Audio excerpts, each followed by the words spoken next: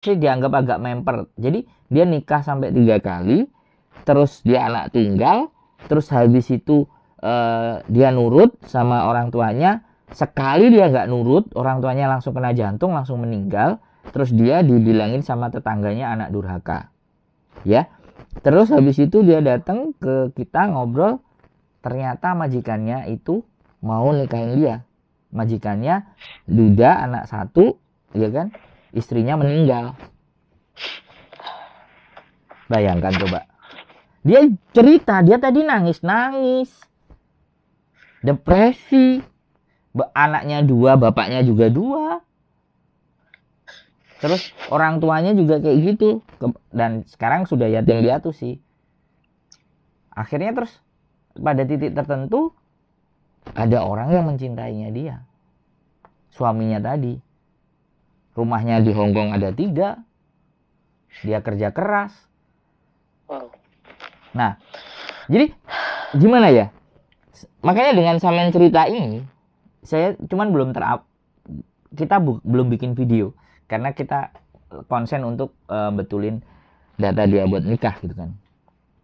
Tapi suatu ketika nanti kalau memang ada kesempatan, videonya sudah saya naikkan, dianya orangnya enak, sama tak kumpulin di tempat saya ini, ya silahkan curhat-curhatan gitu kan. Dia trauma yang begitu berat sehingga mau nikah itu kadang mikir, ini yang sudah kedua. Aku juga nggak ngerti, tapi aku merasa bersyukur banyak orang yang bercerita ke saya. Jadi aku harus belajar lagi. Aku harus baca buku lagi, aku harus belajar psikologi lagi, aku harus belajar yang lain-lain untuk agar supaya ketika orang bertanya ke saya bisa memberikan sesuatu yang walaupun itu bukan yang benar, tapi setidaknya teman-teman itu akan merasa jauh lebih tenang gitu.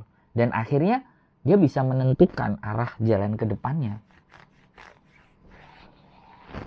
Aku dulu tuh sayang banget sama orang tua, Mas. Saya kerja 5 tahun di Singapura, nggak ada apa-apa, oke. Di Malaysia itu hampir 4 tahun, oke. Padahal saya kerja di sana tuh sengsara tuh, Mas. Saya kerja tuh itu pohon saya tebangin, itu kaki tuh sampai kan pada bolong-bolong kayak kena itu ya, klorok itu, pemutih itu. Allah Akbar, itu duitnya buat itu semuanya. Oke. Aku nggak punya duit. Jadi gini, sekali lagi saya mau sampaikan, tidak ada sama sekali apa yang sudah sampean usahakan itu jadi sia-sia.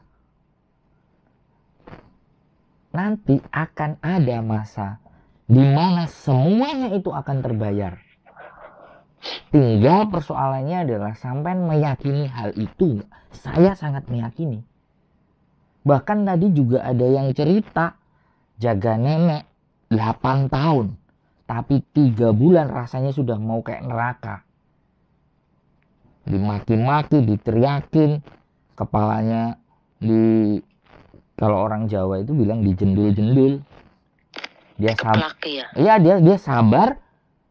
Kedua orang tuanya itu meninggal, 100.000 Hongkong dolar diterima, Mbak.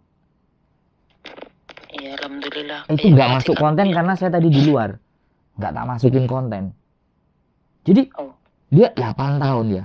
Aku juga nggak ngerti. Terus katanya kalau libur kerjaannya yasinan, terus di Masjid Sim Sacoy gitu. Tidak lain, hanya itu yang dia lakukan. Enggak, ini perbandingan ya. Jadi biar ibu merasa bahwa tidak hanya ibu yang merasa hidupnya menderita gitu loh, paham kan? Bahwa Samen masih bisa tersenyum, foto profilnya juga cakep, pakai kacamata, makanya sampai mantannya terkewer-kewer lagi, mau balik lagi padahal punya istri. Kan what the fuck gitu loh.